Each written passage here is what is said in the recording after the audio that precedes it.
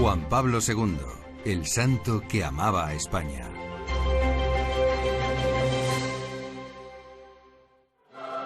Sancte Romane Ecclesiae Cardinalem Wojtyła. Para muchos es una figura colosal, para otros un héroe, un santo.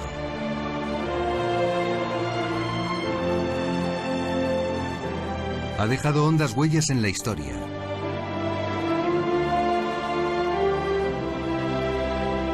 Propició el fin del comunismo soviético, la reunificación de Europa, la renovación de la Iglesia.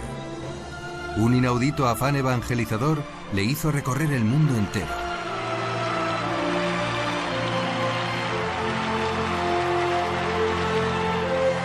Pero puso sus ojos y su corazón especialmente en un país.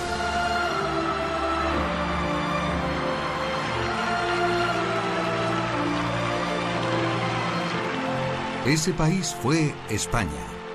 Entre 1982 y 2003 gozó del privilegio de recibir 5 visitas del popular Papa polaco. ¿Era normal que Juan Pablo II se volcara tanto en un país que no era el suyo? ¿Había realmente algo excepcional en aquellos viajes?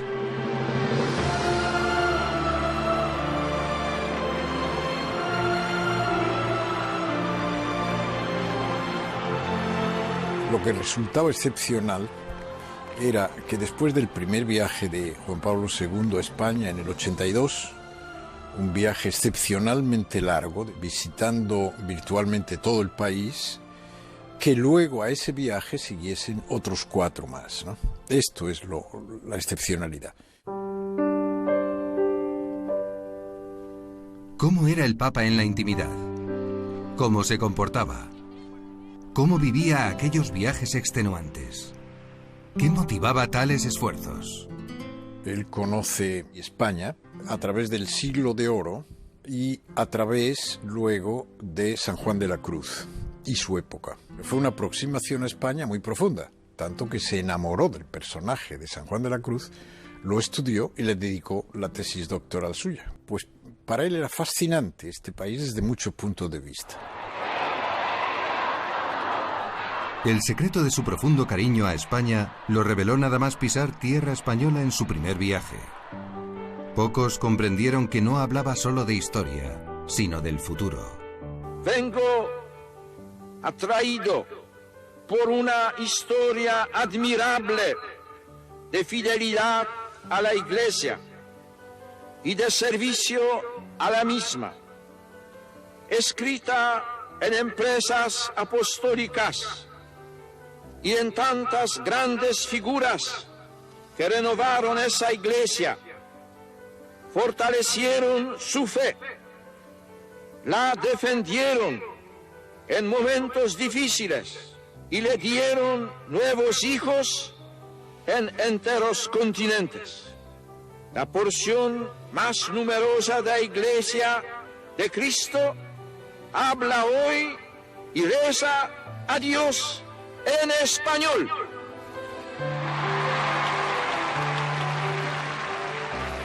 Dijo aquella frase tan importante que la parte más importante de la cristiandad habla y reza a Cristo en español. Y es verdad, yo creo que él se daba cuenta del peso enorme. Y en el fondo vino a señalar la llegada del Papa Francisco, es decir, porque vino a señalar el peso enorme de la cristiandad hispánica. Su valoración de lo que España había significado para América era extraordinariamente positivo, activo y dinámico, y como querer impulsarnos a vivir de ese recuerdo, pero no un recuerdo muerto, sino un recuerdo hecho vida nueva y hecho futuro y esperanza. Nos llamó con enorme gozo, ¿no?, el continente de la esperanza. Al ver América Latina encontró, dice, este pueblo es católico en sus raíces. Todavía estamos en una deuda de responsabilidad con esa apuesta de Juan Pablo II por América Latina y por Hispanoamérica. Y hay que decir la verdad, todo eso es fruto de una primera evangelización hecha por España de una manera extraordinaria. Millones de españoles siguen esta escena por televisión. Por primera vez en la historia, un papa pisa y besa suelo español. El rey y la reina le dan la bienvenida. Empieza así la más larga de sus 5 estancias en España. 10 jornadas agotadoras en las que Juan Pablo II recorrió 14 provincias españolas, pronunció 47 discursos y se prodigó estrechando manos desde las más encumbradas a las más humildes. El Papa dormía todas las noches en la Nunciatura en Madrid y cada día, temprano, se salía, la mayor parte de las veces, en helicóptero. Había algunos sacerdotes que hacían una especie de guardia en la Nunciatura y uno de ellos de noche vio que la capilla de la Nunciatura había luz y se asoma, era medianoche, larga medianoche, y se encuentra el Papa postrado en oración. Estaba haciendo un Vía Crucis. El sacerdote le dije: Santo Padre, pero si mañana la tarea comienza muy temprano. Y le dije: usted conmigo. ¿Qué situación atravesaba la Iglesia en España en aquellos años? El viaje del Papa del año 1962 marca un antes y un después de la vida de la Iglesia en España, en ese periodo que también era políticamente de transición y que había llegado en el año 82 a un punto crucial, a una especie de cruce de caminos o de flexión histórica. Desde entonces, la línea, por ejemplo, de actuación y de servicio de la Conferencia Episcopal Española estuvo marcada por la valentía, el ánimo para evangelizar a fondo, poniendo como centro de la evangelización el testimonio de la verdad de Cristo. Uno de los testigos de primera mano de aquel viaje fue el sacerdote Luis de Lezama, a quien le encargaron una tarea muy sabrosa. Dar de comer al Papa es siempre, lógicamente, un atractivo. La preocupación del primer viaje del Papa respecto a la comida fue que donde quiera que fuera, a Segovia, a Guadalupe, pudiera comer de un modo familiar, pudiera tener una comida en la que se puede hablar y alejarnos un poco de esa sensación del banquete o de la exhibición a la que somos muy dados.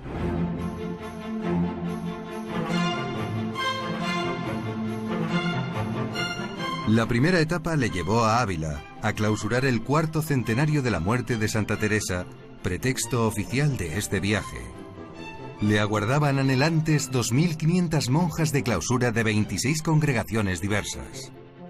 En el jardín, en el convento del Carmelo de Ávila, el modo tan extraordinario de elegancia humana y de riqueza espiritual y de simpatía con que el Papa bromeaba con aquellas mujeres era estupendo. Era un espectáculo extraordinario.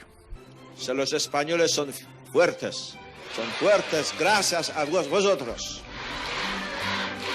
El Papa les anima a seguir rezando por las vocaciones religiosas y los sacerdotes. Sé que lo hacéis y os lo agradezco vivamente. Gracias.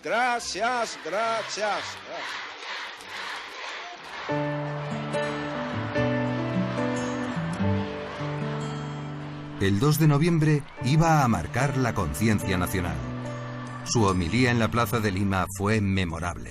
El conjunto de los discursos que el Papa pronunció en ese viaje son una obra maestra, en mi opinión. Y puedo decir que aquellos discursos fueron trabajados personalmente por él. Con fuerza profética, da doctrina sobre el divorcio y la contracepción. Que no le es lícito al hombre separarlo que Dios ha unido. Todo acto conyugal debe permanecer abierto a la transmisión de la vida. Quien negara la defensa a la persona humana más inocente y débil, a la persona ya concebida, aunque todavía no nacida, cometería una gravísima violación del orden moral. Nunca se puede legitimar la muerte de un inocente. aquellas palabras fueron estremecedoras y que se han repetido una y otra vez en los distintos mensajes episcopales sobre la vida, sobre la familia. También hizo una gran defensa en aquella ocasión de la libertad de enseñanza, de la educación cristiana.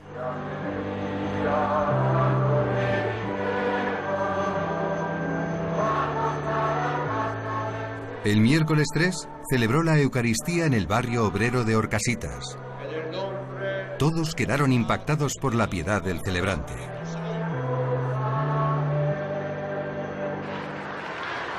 Antes se había reunido en la universidad con docentes y alumnos. Estos apenas dejaban hablar al Papa con sus gritos y vítores. ¿Queréis bendición? Entonces silencio. Este encuentro fue la antesala de un acto muy especial. Tal vez el más arriesgado y a la vez el más exitoso de todo el viaje. En un momento histórico en que la juventud española parecía dar la espalda a Dios, el Papa le tendía la mano. Había que reunirlos, pero ¿querrían venir? No se había hecho hasta entonces nunca un acto multitudinario con gente joven. Y digamos que había mucha gente que consideraba que no íbamos a llenar el Bernabéu. Todo se veía con un cierto escepticismo, ¿no? El propio cardenal Tarancón en algún momento sintió el miedo a que la muchedumbre no fuera. Era un test, era una prueba. Había que levantar los ánimos que estaban un tanto dispersados. El querido cardenal Tarancón y sus colaboradores tenían dudas sobre cómo iban a responder los jóvenes de Madrid. Habían pensado al principio para el encuentro con el Santo Padre un polideportivo. Perdieron el miedo y se decidieron a situar el encuentro con el Papa en el Estadio Bernabéu, que se quedó chico, se quedó pequeño.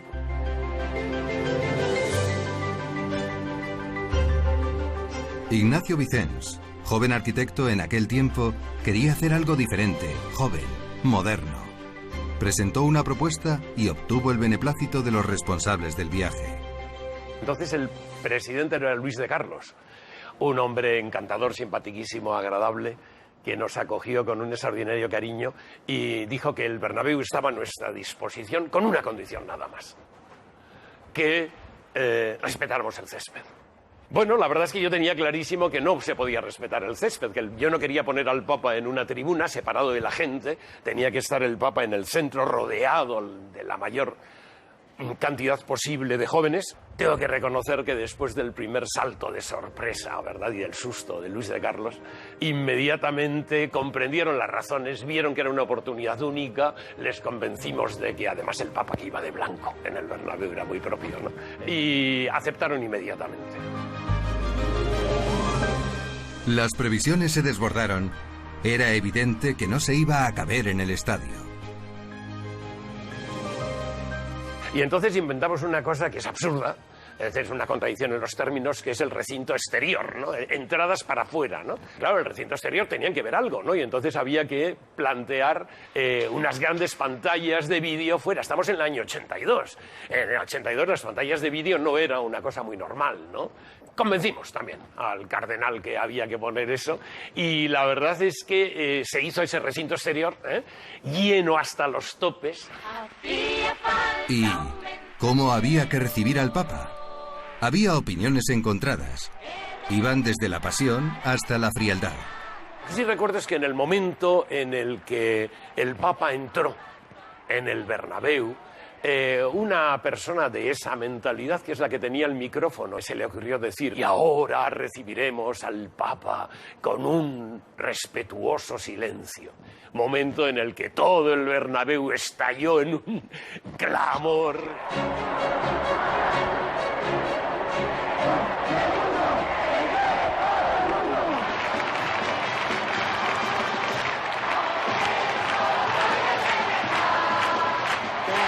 Los jóvenes vitoreaban al Papa, banderas, gritos, canciones, mientras Juan Pablo II recorría el recinto en un papamóvil muy especial.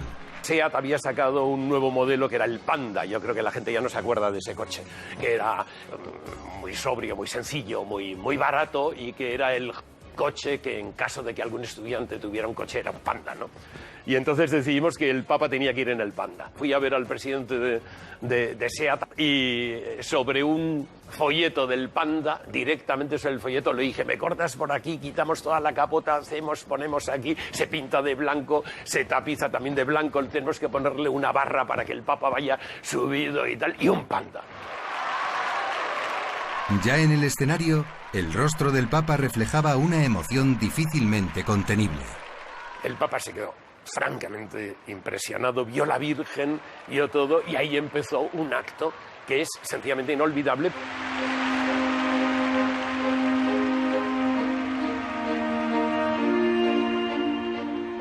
El Papa pronuncia ahora su discurso. Y vosotros, jóvenes españoles, vencéis el mal con el bien cada vez que, por amor y a ejemplo de Cristo, os libráis de la esclavitud de quienes miran a tener más y no a ser más.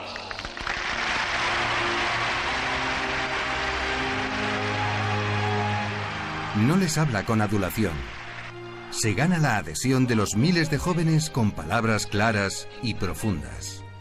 Con los criterios sólidos que saca de su convicción cristiana, el joven cristiano no caerá en la inseguridad y la desmoralización, ni se refugiará en vacíos paraísos de evasión o de indiferentismo.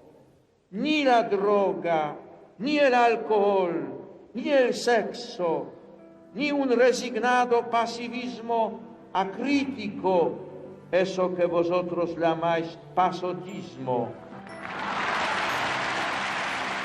Una de las personas con las que pasé esos 3 días, claro, trabajando y 3 noches aquí, trabajando a todo plan, era un chico joven, magnífico, muy buena gente, pero no tenía fe. Esta persona, solo escuchando al Papa, se convirtió.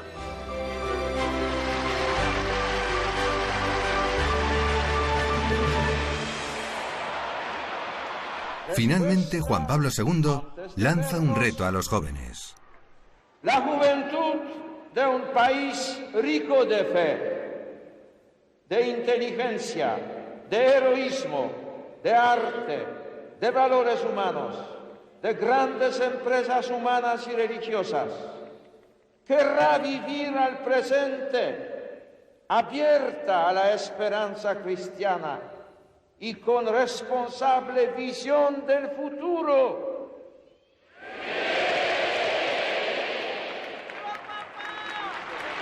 Llega ahora uno de los momentos más íntimos.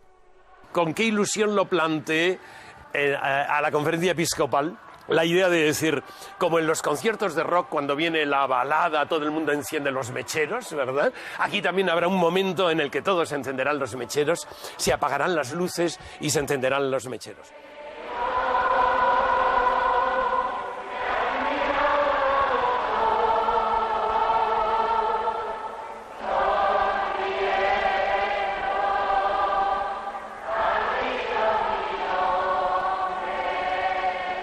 Le impresionó tanto esa canción de Gavarain que le he oído, incluso después, cantarla en solitario, medio silbarla, oírle silbar por los pasillos de la Nunciatura de Madrid. Señor, me has mirado a los ojos, sonriendo has dicho mi nombre. Lo cantaba. El Papa, emocionado, abre su corazón. Quiero deciroslo. No me habéis desilusionado. Sigo creyendo en los jóvenes. Fue inolvidable, realmente inolvidable. El discurso que hizo sobre las bienaventuranzas y cómo se dirigía a los jóvenes. Me decía un joven en Granada, lo que nos dijo el Papa allí, en el Santiago Bernabéu, era muy exigente, pero es porque nos quería, porque quería todo lo mejor para los jóvenes. y nos comprendía. No nos echó nada en cara, al contrario, nos alentó.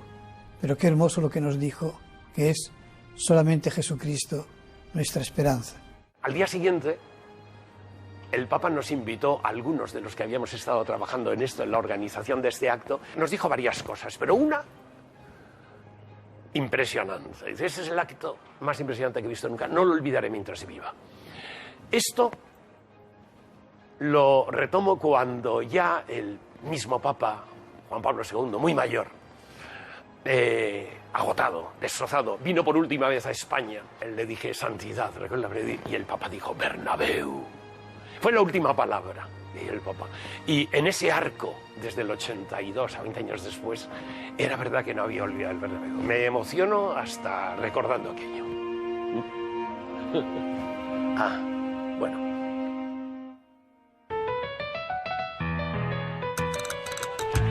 ¡Qué maravilla! El Papa está en Sevilla. El Papa llegaba a Sevilla tras visitar Toledo, Segovia y el Santuario de Guadalupe en Extremadura.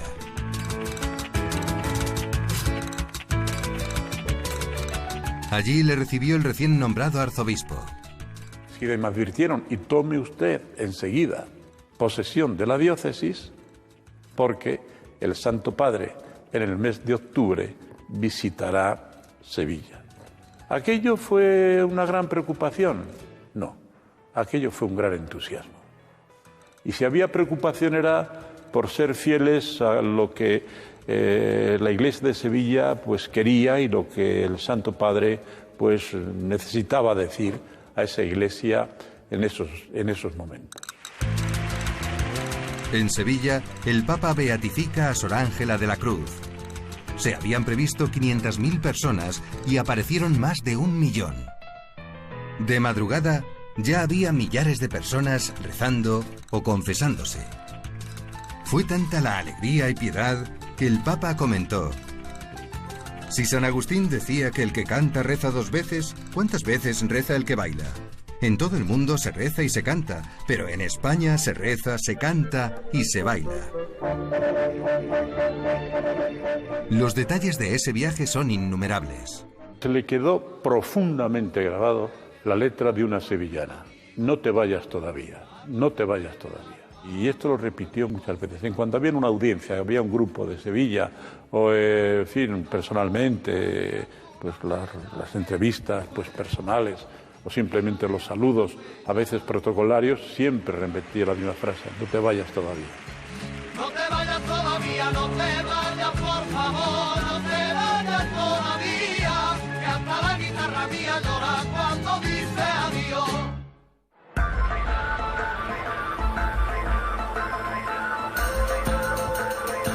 La siguiente fue una etapa con sospechas, con rumores de un posible atentado terrorista. El Papa iba a Loyola, en el País Vasco. Rafael del Río, hoy presidente de Cáritas España, era entonces jefe de policía y encargado de la seguridad del viaje. Es verdad que eran unas circunstancias muy especiales. Había tenido él un atentado en el Vaticano. Es verdad que estábamos en un momento muy difícil del terrorismo, de ETA en aquel momento, y otros movimientos también había en aquellos momentos. Pero tienes que jugar con todas esas hipótesis. Las posibilidades son siempre infinitas. Por mucho que uno se quiera blindar, es muy difícil. Pero ese era el riesgo que corríamos un poco todos nosotros. En Loyola todos estábamos expectantes, no eran situaciones fáciles. Había un cuidado servicio de seguridad. Andábamos con sigilo pensando, pero la imagen de Loyola quedó ahí, imborrable. En la patria de San Ignacio, Juan Pablo II fue severo con la violencia, pero habló también de paz y reconciliación. La ceremonia impresionó por el paisaje, pero más por su hondo significado espiritual y la huella que dejó. Verdaderamente era una imagen y un espectáculo único, porque este hombre saluda además en euskera, dice 2, 3 cosas y lo dice con gracejo, con espontaneidad, lejos de todo arquetipo prefabricado para impresionar, y se deja llevar. En Javier, corazón de Navarra, los más de 100.000 asistentes corearon al Papa con los típicos pañuelicos rojos agitados por un viento huracanado. El eje fueron las misiones. 50 émulos de Francisco Javier recibieron el crucifijo misionero de manos del Papa, y allí dio las gracias. Quiero rendir homenaje al patrimonio de recios valores humanos y sólidas virtudes cristianas de las gentes de esta tierra y expresar la profunda gratitud de la Santa Sede a la Iglesia de España por su magna obra de evangelización.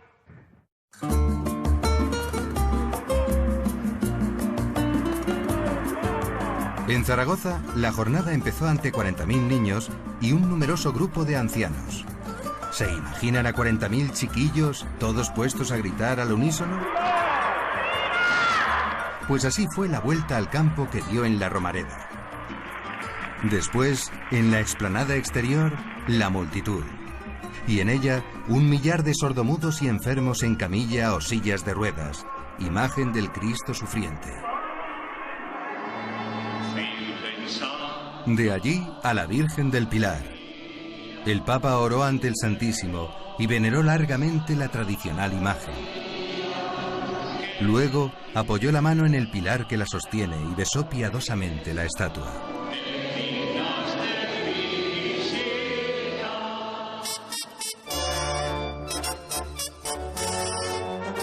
Mala suerte tuvieron los catalanes. La insólita dureza del clima alteró horarios e itinerarios hasta poner en duda la visita a Montserrat. Pero, ¿cómo iba Juan Pablo II a decepcionar a los 50.000 heroicos peregrinos que le esperaban allí la noche entera? Fue dramático lo de Montserrat porque llovía, el mal tiempo, la ventisca y la lluvia, y él permanecía absolutamente sereno, a pesar de que teníamos dentro y fuera del santuario un verdadero caos por las circunstancias de la lluvia, del viento y del frío que hacía en Montserrat. Entonces se decidió que aterrizara en el aeropuerto y llevarlo en coche a Montserrat. Pero ese dispositivo alternativo también estaba preparado ya anteriormente en la Junta de Seguridad. Emocionado, el Papa se arrodilló ante la moreneta, le besó el pie una y otra vez. Luego acudió a la Sagrada Familia, abarrotada de público que llevaba horas esperando bajo la lluvia y el frío. Por la tarde, en el recinto ferial de Montjuïc, defendió con decisión la justicia social. El antiguo obrero de Polonia propuso solidaridad y amor frente a las falsificaciones burguesas del Evangelio. El trabajo tiene en sí una fuerza que puede dar vida a una comunidad, la solidaridad. Había dejado de llover cuando el Papa se dirigió al campo del Barça, en el que se celebraría una ceremonia litúrgica muy cuidada. Allí dejó claro el origen divino de la Iglesia frente a los falsos reformadores. La Iglesia ha sido constituida por Cristo y no podemos pretender hacerla según nuestros criterios personales.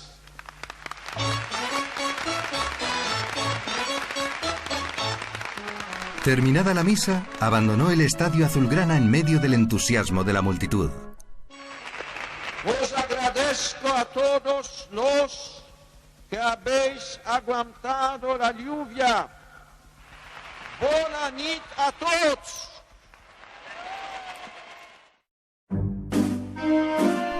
El buen tiempo volvió a sonreír en Valencia.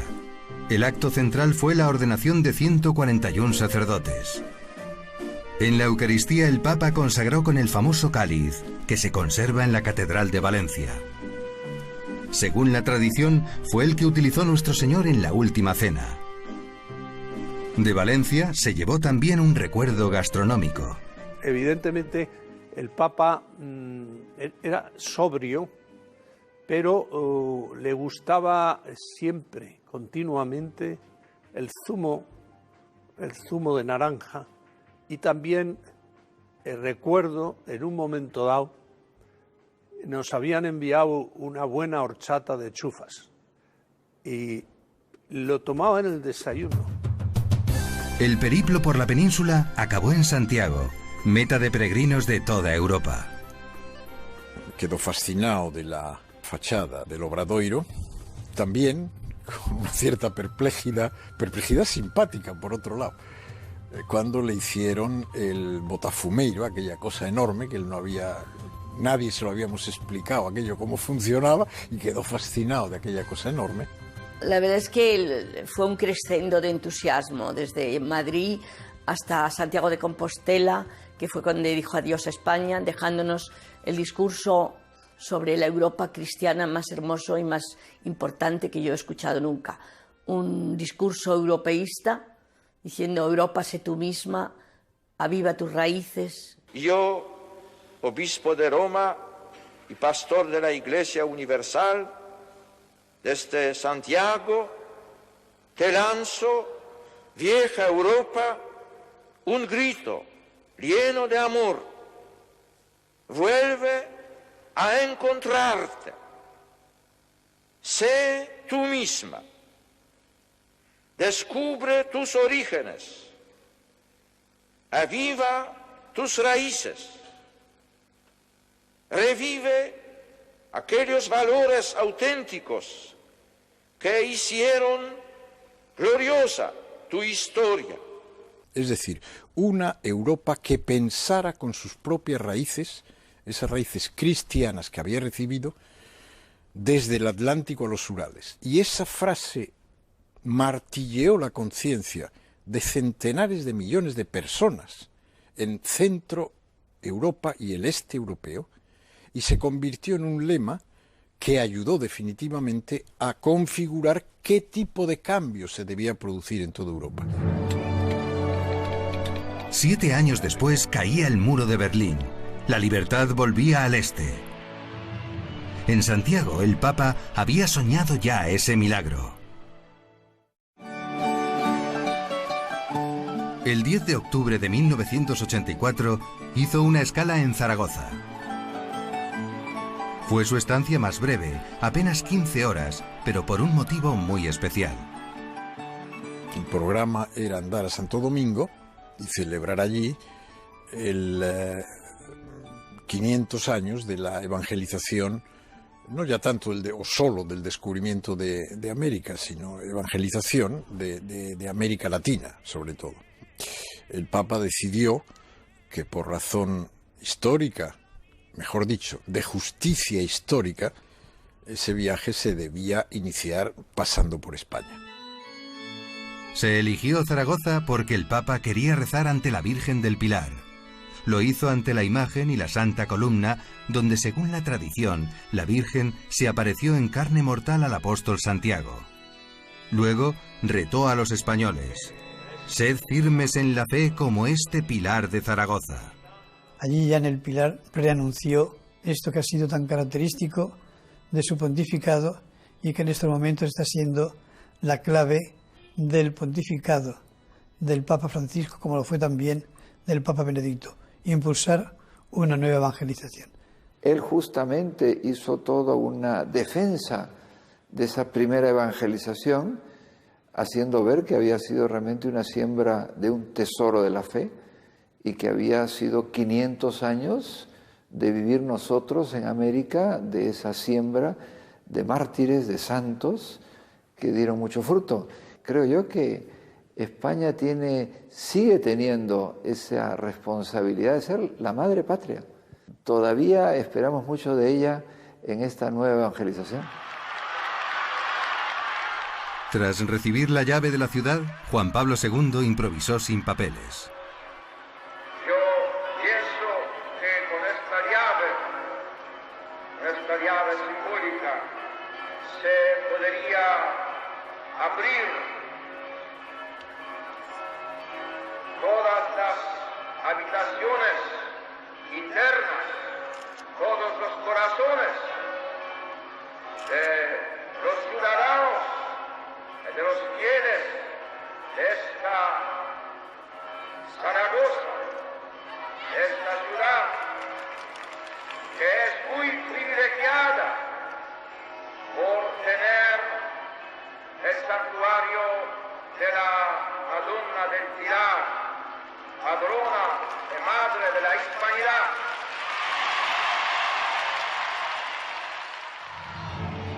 Un millón de peregrinos acudieron a oírle en Zaragoza. A la mañana siguiente volaba rumbo a América. Su español había mejorado notablemente. ¿Cómo lo había conseguido? Supo encontrar un espacio breve de tiempo para recibir, como si fuera el crío de una escuela primaria, recibir clases de castellano. Por eso, cuando él estuvo en España, se podía permitir ya improvisar en esa lengua. En el Vaticano, aunque la lengua de trabajo es el italiano, usaba el español de vez en cuando, por ejemplo, para bromear con su portavoz. Alguna vez, en la montaña o en viajes o a cena, iniciaba él la conversación en castellano. Yo ya sabía, porque ya le había descubierto el truco, que cada vez que él iniciaba una conversación en castellano era porque quería tomarme el pelo. O sea, yo ya me preparaba. Era muy gracioso.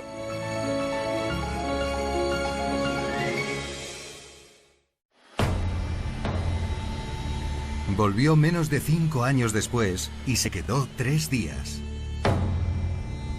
En el mismo aeropuerto se dirigió a los jóvenes. Ellos eran el motivo de su viaje. Quiero invitar a los jóvenes a que abran sus corazones al Evangelio de Cristo y sean sus testigos. El Papa venía con fiebre, llegó con fiebre a Santiago el sábado por la mañana. No quiso que se notase, pero los que estábamos muy cerquita de él lo estábamos viendo. Se entregó absolutamente y completamente a los jóvenes de una forma como él lo hacía. Juan Pablo II se vistió de peregrino. Revivía así el espíritu de las peregrinaciones que desde hace siglos traen a millones de europeos a la tumba del apóstol Santiago.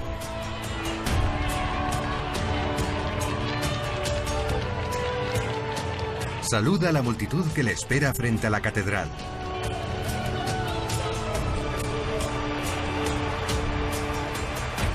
Pasa la mano por la columna del pórtico de la gloria como acostumbran los peregrinos.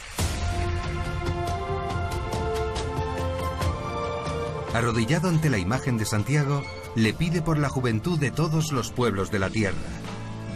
Somos los jóvenes del 2000. Y llegó el deseado encuentro con los 500.000 jóvenes venidos para la 4ª Jornada Mundial de la Juventud. El Papa les anima a seguir sin miedo a Cristo, que es el camino, la verdad y la vida.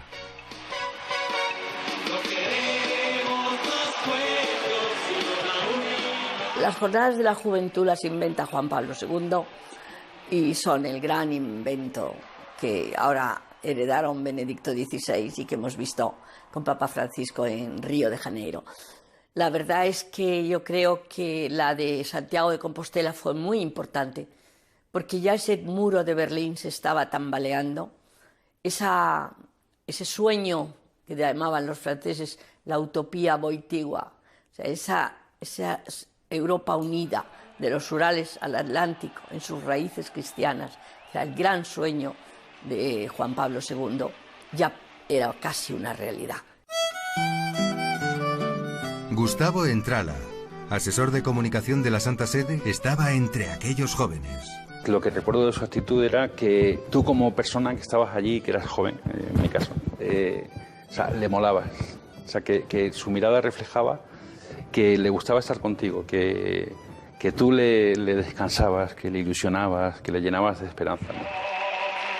La Santa Misa se celebró a la mañana siguiente en el Monte del Gozo. Muchos jóvenes han dormido al raso. Y allí durmieron pues todos muy polvorientos, encima con una noche de rocío fría, y él les animó hablándoles del sol que amanecía, pero que rompió el sol y venció la niebla típica compostelana, y que el sol era Cristo, que era la luz para sus vidas, y cuando les animó a no tener miedo a ser santos, que es una frase muy, muy famosa. Fue horrorosa la noche, ¿no? Y no pudimos dormir nada, ¿no? Y estábamos todos como sucios, ¿no? De habernos lavado y tal. Y recuerdo que llegó el Papa en helicóptero y empezó a decir buenos días, así como que nos despertó, ¿no? Noche pasada, noche fría. También aquí, en este monte de gozo, noche oscura, noche pasada, buenos días. Y claro, es que un gesto de ese estilo de una persona como Juan Pablo II es que te gana. O sea, no resulta nada protocolario, resulta muy cariñoso, muy directo, ¿no? El mensaje de la homilía es fuerte. Para un católico el servicio no es mero sentimiento humanitario, es imitar la entrega de Cristo en la redención. No tengáis miedo a ser santos, les dijo. ¿No era exigir demasiado? A mí me daba la sensación de que se estaba dirigiendo a un miembro de la familia a quien le decía, oye, que lo que te han transmitido tus padres es esto, estas son tus raíces, no las pierdas, al contrario, mantente arraigado, pero suelta tus alas para seguir volando y seguir dando y seguir llevando el mensaje de Jesucristo a todo el mundo. Una maravilla ver a aquella gente. Algunos de ellos me dijeron, yo no soy católico. Me decían más o menos 3 cosas. Nadie me ha dicho lo que me dice él. Nadie, ¿qué quiere decir? Nadie quiere decir, ni en mi familia, ni en la sociedad en la que vivo, ni en la escuela me han dicho lo que dice él. Segundo punto, no sé si podré vivir a ese nivel toda mi vida, lo voy a intentar. Tercer punto, pero él tiene razón. Él tiene razón. ¿Y qué fue de aquellos chicos? ¿Es verdad que esas jornadas mundiales dan frutos espirituales? En todos los viajes ha habido posteriormente nuevas vocaciones, después de la jornada de Santiago, pero también después de la jornada que tuvo en el aeródromo de Cuatro Vientos. De alguna manera el Papa Juan Pablo II ha sido el promotor de una nueva pastoral de juventud y consiguientemente de una nueva pastoral de vocaciones en España y en el mundo entero. Fue un gigante. Yo recuerdo el caso, por ejemplo, de un locutor de la MTV, del canal de televisión de música, que está en las antípodas, yo diría, ¿no? Desde el punto de vista de su estilo, del estilo de vida que proclama, no tiene mucho que ver con el catolicismo. Pero hubo un locutor en Denver que conocí allí y que luego se hizo sacerdote. O sea que... y esos son milagros que yo creo que solo se explican por la santidad de Juan Pablo II. Ha terminado la JMJ de Santiago. Los jóvenes le aclaman, le gritan que se quede. Pero el programa marca la hora de Covadonga.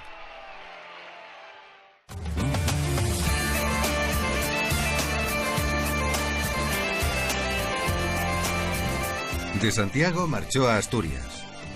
Aquí, al amparo de la Virgen de Covadonga, sobrevivió el cristianismo tras la invasión musulmana. Aquí empezó la reconquista de España.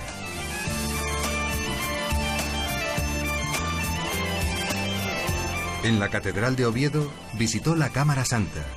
Allí se conserva impregnado de sangre el famoso sudario que, según San Juan, cubrió la cabeza de Cristo tras su muerte en la cruz. Fue emocionante su visita al santuario de la Virgen de Covadonga, enclavado en las montañas de Asturias. En la homilía de la misa invitó a la conversión, al apostolado y a la devoción a María. Y puso a los pies de la Virgen el proyecto de una Europa sin fronteras que no renuncia a sus raíces cristianas.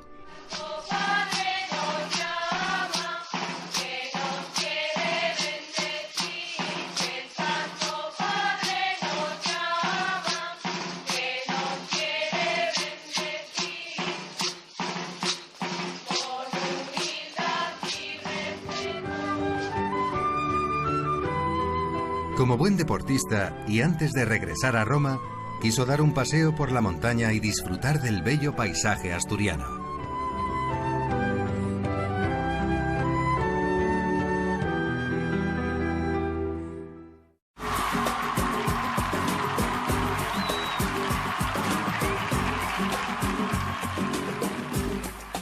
Se oía continuamente un grito que era ¡qué maravilla, el Papa está en Sevilla! Entonces, un mes después, o mes y medio después, acompañé al Papa, como todos los años, a esos pocos días que él pasaba en la montaña, en el noroeste de Italia, cerca de la frontera con Suiza y con Francia. Pues era raro el día que mientras caminábamos por aquellos montes, a veces se paraba, me miraba y me decía ¡qué maravilla, el Papa está en Sevilla!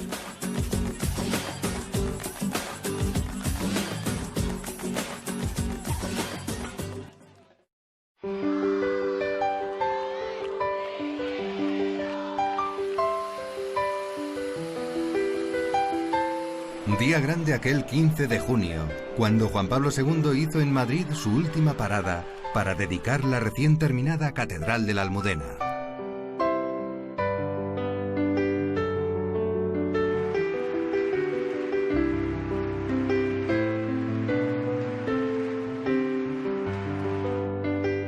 En la homilía de la misa lanza una llamada a evangelizar esta sociedad pluralista.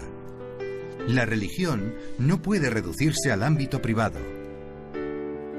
Salid pues a las calles, vivid vuestra fe con alegría, aportad a los hombres la salvación de Cristo, que debe penetrar en la familia, en la escuela, en la cultura y en la vida política. Consagró el altar y al final de la dedicación de la catedral oró ante la Virgen de la Almudena. La sencillez del Papa en España originaba anécdotas hasta ahora desconocidas. Recuerdo en una comida en la Conferencia Episcopal Española a la que asistieron los reyes, acabó pronto y me dijo: don Luis, el Papa quiere algo muy español. Entonces le habíamos servido todo muy español. Santo Padre, un brandy. No, se rió. Un anís de chinchón. No. El Papa quiere una siesta, que es muy español. Y como es de buen nacido ser agradecido, el Papa prodigaba gestos como este. Al salir de una de esas comidas, el Papa me dijo: don Luis, quiero saludar uno por uno a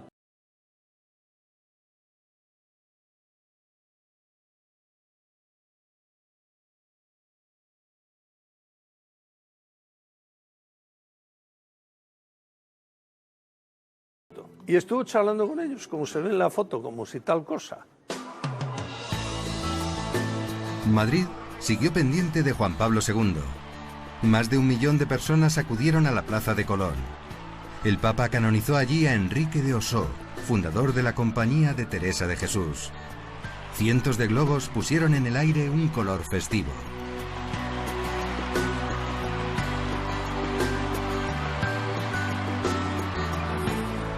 Allí, el Papa exhortó a todos a la defensa de la vida humana, el matrimonio y la fidelidad conyugal. Total sintonía entre el Papa y el público que le aclama emocionado.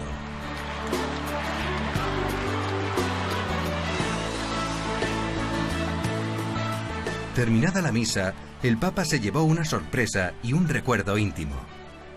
Se encontró en la sacristía, la pequeña sacristía que había en aquel palco, una cosa que era el retrato de su padre y de su madre. Se quedó mirando aquello y dijo: esto me lo llevo yo para mí. Tengo que decir que aquellos 2 pequeños retratos, que eran de un tamaño así, en un portafotos de plata, estaba en la mesilla de noche de Juan Pablo II el día que él murió.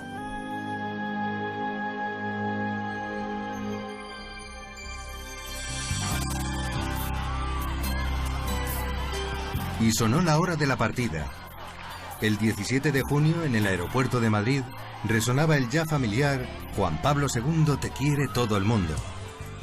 De nuevo se saltó el protocolo para volcarse con la gente. En los corazones de los españoles había abierto una huella profunda. El deseo de que volviera una quinta vez parecía ya algo utópico.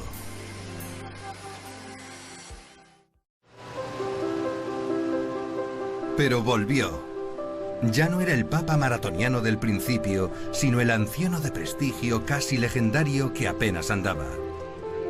¿Qué motivó ese esfuerzo extremo?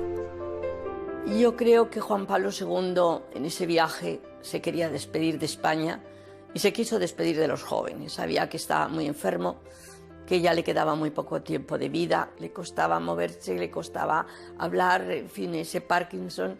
Ya habían pasado años, ya no era el papa de apariencia joven del primer viaje del 82, y sin embargo en aquel encuentro con los jóvenes se le vio pues disfrutar, conectar emotivamente y conectar conceptualmente con toda la gente que había allí.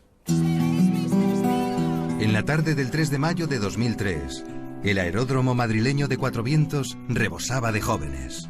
Le habían dicho que a lo mejor había pocos, y me acuerdo que el Papa contestó, aunque sean muy pocos, pero los pocos que sean, yo quiero decirles adiós.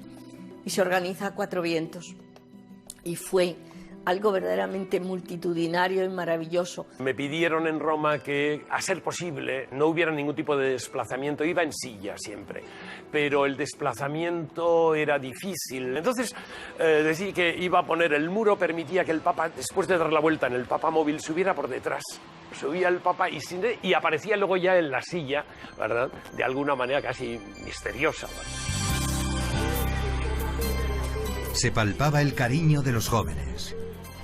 Habían inventado nuevos eslogans como Juan Pablo campeón, te queremos un montón, contigo Santa María y además la Eucaristía. Incluso le llamaron torero. Eran cerca de 600.000 los participantes en ese caluroso homenaje. Impresionaba la mutua simpatía entre los jóvenes y el entrañable octogenario que bromeaba con ellos. Un joven de 83 años.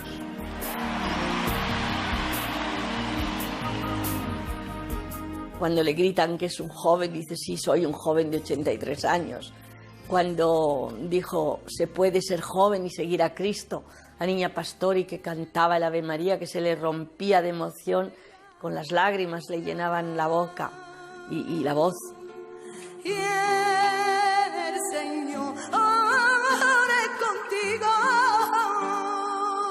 y bendita tú eres. Las ovaciones se interrumpen. Intuyen que les va a decir algo importante.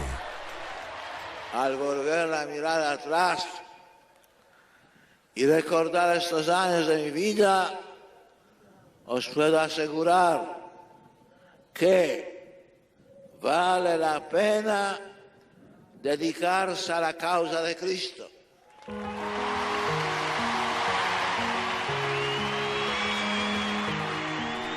Los testimonios de algunos jóvenes entregados a Dios en el mundo, en el sacerdocio o en el claustro, avivaron un clima cada vez más ardiente y sobrenatural. Nunca os dejéis desalentar por el mal. Para ello necesitáis la ayuda de la oración y el consuelo que brota de una amistad íntima con Cristo. El entusiasmo levantó olas al estilo de los estadios de fútbol. Juan Pablo II les animó a no tener miedo y a hablar de Jesús. Parece que les gustó porque no querían dejarle concluir. Al concluir mis palabras,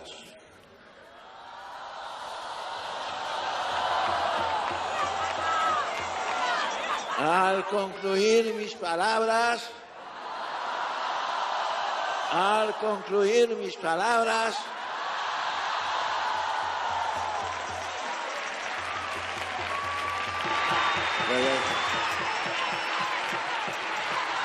quiero invocar a María, Santa María, Virgen Inmaculada, reza con nosotros, reza por nosotros.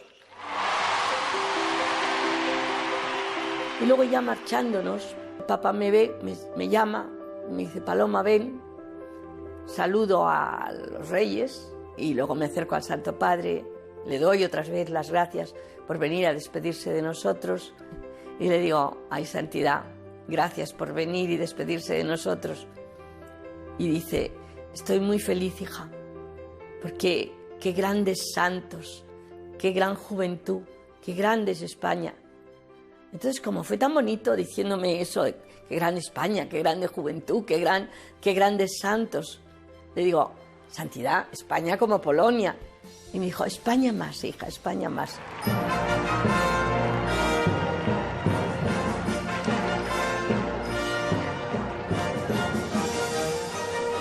La mañana siguiente, Juan Pablo II canoniza ante 1 millón de personas a 5 grandes españoles del siglo XX. Pedro Poveda, José María Rubio, Genoveva Torres, Ángela de la Cruz y Maravillas de Jesús. Sus vidas prueban que la savia cristiana sigue pujante en esta tierra de María. En este marco memorable, las recomendaciones del Papa resonaron como un testamento. El sucesor de Pedro, peregrino en tierras españolas, os repite, España, siguiendo un pasado de valiente evangelización, sé también hoy testigo de Jesucristo resucitado.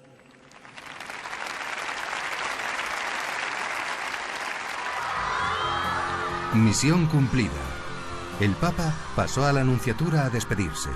Recuerdo que el cardenal le dijo, Santidad, esta vez Nacho se ha ganado el cielo, porque había sido muy difícil esto. Y entonces le dije al Papa, sí, eso quiere decir que a partir de ahora... Y el Papa dijo, no. Con ese humor, por lo menos conseguí hacerle reír.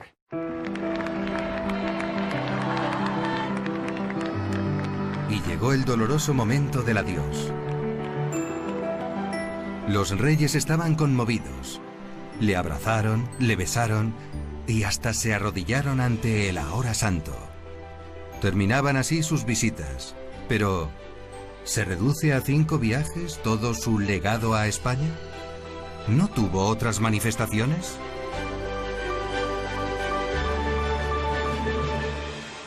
Hay un magisterio del Papa Juan Pablo II sobre España, en torno a España, dirigido con motivo de las visitas ad limina, dirigido y expresado con las grandes beatificaciones de los mártires de España, de otros santos de España, ¿no? Él, por ejemplo, canonizó a San José María Escrivá, canonizó a San Alonso de Orozco, etc. Juan Pablo II elevó a los altares a unos 1.800 santos y beatos, un récord absoluto. España fue el país más representado en esas beatificaciones y canonizaciones. Algunas se celebraron en Roma. En el Vaticano hubo 2 muy sonadas. Una, la de la Madre Maravillas, que fue impresionante. Vino una delegación española y cantidad de gente, porque la Madre Maravillas tenía cantidad de gente que la seguía. Y después la más numerosa y la mejor organizada y la impresionante fue la canonización de San José María Escrivá. Yo creo que la misa ha sido de las misas más grandes que hubo en una canonización en el Vaticano. Y después en la recepción que hicimos nosotros, mi mujer y yo, en el Palacio de España, fue tan grande que yo decía, bueno, se van a hundir las escaleras.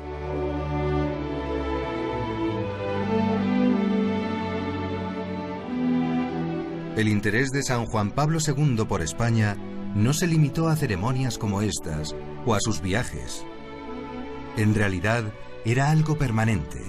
Desde luego seguía mucho todo lo que ocurría en España, ¿no? Era un interés específico por ese país, quizá porque valoraba lo que podríamos llamar la responsabilidad histórica de España y una proyección que va más allá de una pura geografía interna, ¿no? Es decir, para él esto era evidente. Ellos siempre con España tenían, y lo mismo el Papa que la Secretaría de Estado, una preocupación inmensa sobre lo que pasara en España por lo que podía pasar en América, sobre el tema del aborto, el tema de los matrimonios. La preocupación no era solo por España, sino diciendo la repercusión que esto puede tener en América. Ustedes se dan cuenta.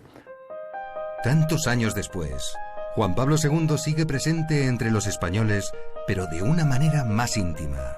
Yo sé de muchas personas que le rezan a Juan Pablo II. La primera yo le rezo a Juan Pablo II y cuando vamos a Roma pues intento ir a San Pedro a rezar ante su tumba. Bueno, yo estoy ahora enfermo y mi curación se la encomiendo siempre a él.